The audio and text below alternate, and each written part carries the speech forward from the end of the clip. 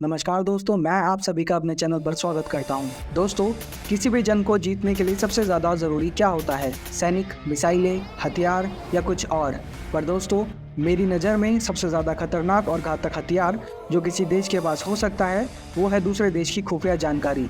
दोस्तों सोचिए, आपको आपके दुश्मन की सारी जानकारी है। वो कब क्या करेगा, किस रास्ते से जाएगा, आपके खिलाफ कौन से हथियार इस्तेमाल करेगा। अगर आपको इन सब की जानकारी हो जाए तो आपके लिए जंग जीतना कितना आसान हो जाएगा। आप आसानी से अपने दुश्मन को उसकी धरती पर भी हरा सकते हैं। वर्ल्ड वॉर 1, वर्ल्ड वॉर 2 के समय से ही देश दूसरे के देश में अपने जासूसों को भेजकर उनसे जासूसी करवाया करते थे और ये जासूसी की परंपरा आज तक ऐसे ही चली आ रही है। परंतु दोस्तों, इस तरीके से जासूसी करने में बहुत ज़्यादा खतरा होता है, जिसमें यदि आपका जासूस पकड़ा जाए तो उस देश को बाकी देशों के आगे शर्मिंदगी का सामना करना पड़ता है। पर दोस्तों, अब समय बदल चुका है। अब अमेरिका और रूस जैसे देश एक दूसरे पर अंतरिक्ष से निगरानी रखते हैं।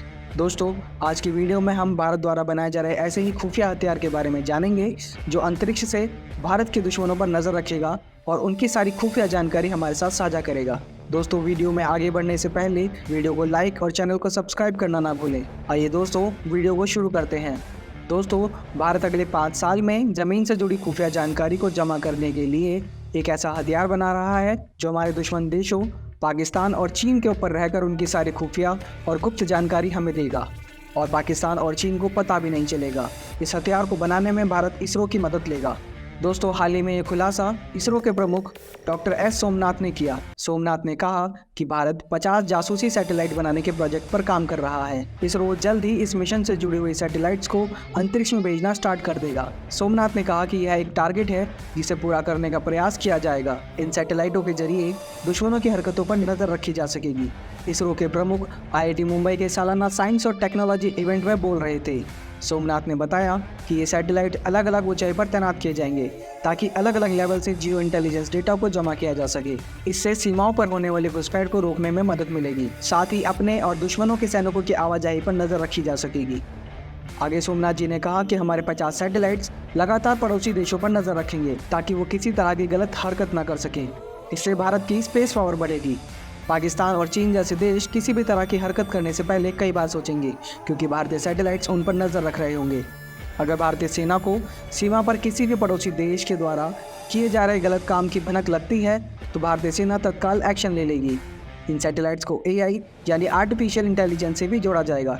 चलिए दोस्तों, अब जानते हैं कि भारत अपने खुफिया हथियार कहाँ तैनात करेगा। इसरो चीफ सोमनाथ ने बताया कि इन सैटेलाइट्स को भारत अपने रॉकेट PSLV और GSLV से लॉन्च करेगा और ये रॉकेट इन सैटेलाइट्स को धरती की 2000 से लेकर 36,000 किलोमीटर की कक्षा में अलग अलग जगह स्थापित करेगा। धरती से इतनी ऊंचाई पर स्थित परत को जियो स्टेशनरी इक्वेटोरियल ऑर्बिट GEO और लोअर अर्थ ऑर्बिट LEO कहते हैं।